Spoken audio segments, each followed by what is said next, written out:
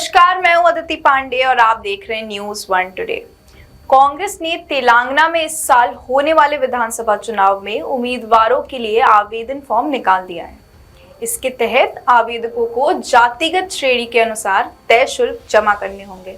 अनुसूचित जाति यानी एससी, अनुसूचित जनजाति यानी एसटी और दिव्यांग उम्मीदवारों से आवेदन के लिए 25,000 रुपए और सामान्य श्रेणी के उम्मीदवारों से 50,000 रुपए शुल्क लिया जाएगा। पार्टी ने कर्नाटका विधानसभा चुनाव में सामान्य श्रेणी के उम्मीदवारों से 2 लाख जबकि एससी एसटी आवेदकों से 1 लाख रुपए शुल्क लिया था। समिति के सदस्यों में से एक सदस्य ने कहा कि कांग्रेस ने चुनाव के लिए उम्मीदवारों को चुनने के तौर तरीके तैयार करने के लिए पूर्व उप मुख्यमंत्री दामोदर राजा नरसिम्हा की अध्यक्षता में 3 सदस्यीय उप समिति का गठन किया। 18 अगस्त के दोपहर तक उम्मीदवारों के फॉर्म भरे जाने वाले आवश्यक फॉर्म अपलोड किए गए। आवेदकों को ये फॉर्म भरना होगा और 25 अगस्त से पहले एक डीडी जो कि 50,000 और 25,000 रुपए का डिमांड ड्राफ्ट है उसके साथ जमा करना होगा। उन्होंने कहा कि उप समिति ने 25,000 रुपए शुल्क की सिफारिश की थी, लेकिन पार्टी के शीर्ष नेतृत्व ने 50,000 रुपए शुल्क तय किया। तेलंगाना प्रदेश कांग्रेस कमेटी टीपीसीसी के एक वरिष्ठ नेता ने कहा कि चुनाव लड़ने के लिए इच्छुक उम्मीदवार को अन्य सूचना के साथ अपने सोशल मीडिया हैंडल के बारे में भी जानकारी देनी होगी ताकि पार्टी उनकी पृष्ठभूमि जान सके। प्रदेश चुनाव समिति सितंबर के पहले सप्ताह के दौरान बैठकर सभी आवेदनों की जांच करेगी और अखिल भारतीय कांग्रेस कमेटी को सिफारिशें भेजेगी।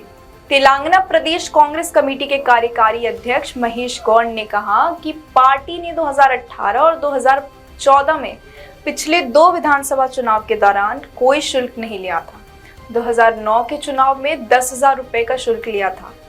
उन्होंने आशा व्यक्त करते हुए कहा है कि आवेदन शुल्क के कारण केवल गंभीर दावेदार ही आगे आएंगे। उन्होंने उम्मीद जताई है कि आवेदन शुल्क के साथ पार्टी के गंभीर दावेदार आगे आएंगे। मीडिया से बात करते हुए टीपीसीसी प्रमुख रेवंत रेड्डी ने कहा कि सभी पात्र आवेदन उन सर्वेक्षण टीम को भेजे जाएंगे जो जमीनी स्तर पर आवेदकों की साख और ताकत को सत्यापित करने की जिम्मेदारी निभा रहे हैं। उन्होंने कहा स्क्रीनिंग के बाद एआईसीसी की केंद्रीय चुनाव समिति अंततः उम्मीदवारों की सूची तय करेगी। रेड्डी ने कहा पीसीसी में हम एआईसीसी को केवल सुझाव और सिफारिशें देंगे।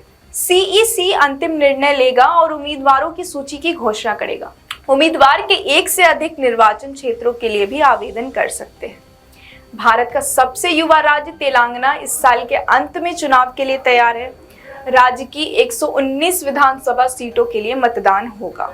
तेलंगाना में 3 तरफा लड़ाई देखने को मिलेगी जिसमें भारतीय जनता पार्टी यानी भाजपा, भारतीय राष्ट्रीय कांग्रेस यानी आईएनसी और मौजूदा भारत राष्ट्र समिति बीआरएस शामिल है जो पूर्व तेलंगाना राज्य समिति टीआरएस का नया रूप है। तेलंगाना राज्य वर्तमान में मुख्यमंत्री के चंद्रशेखर राव के नेतृत्व में बीआरएस द्वारा शासित है। आगामी 2024 के लोकसभा चुनाव को ध्यान में रखते हुए सीएम के चंद्रशेखर राव की पार्टी राष्ट्रीय स्तर पर अधिक महत्वपूर्ण भूमिका निभा रही है। इस महत्वाकांक्षा की महत्वपूर्ण अग्नि परीक्षा नवंबर-दिसंबर 2023 में होने वाले विधानसभा चुनाव होंगे। एक रणनीति कदम के तहत केसीआर ने विभिन्न विपक्षी नेताओं से मुलाकात की जिसका उद्देश्य केंद्र सरकार से सत्तारूढ़ भाजपा को हटाने के उद्देश्य से उन्हें एकजुट करना है।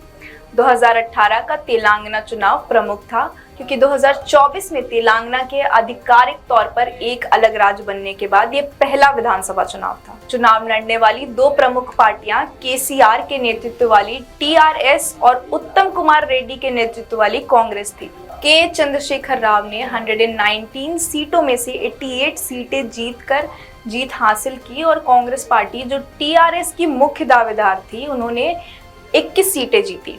अन्य और भाजपा ने क्रमशः 2 और 1 सीटें जीती। इस खबर में बस इतना ही। देखते रहिए न्यूज़ वन टुडे।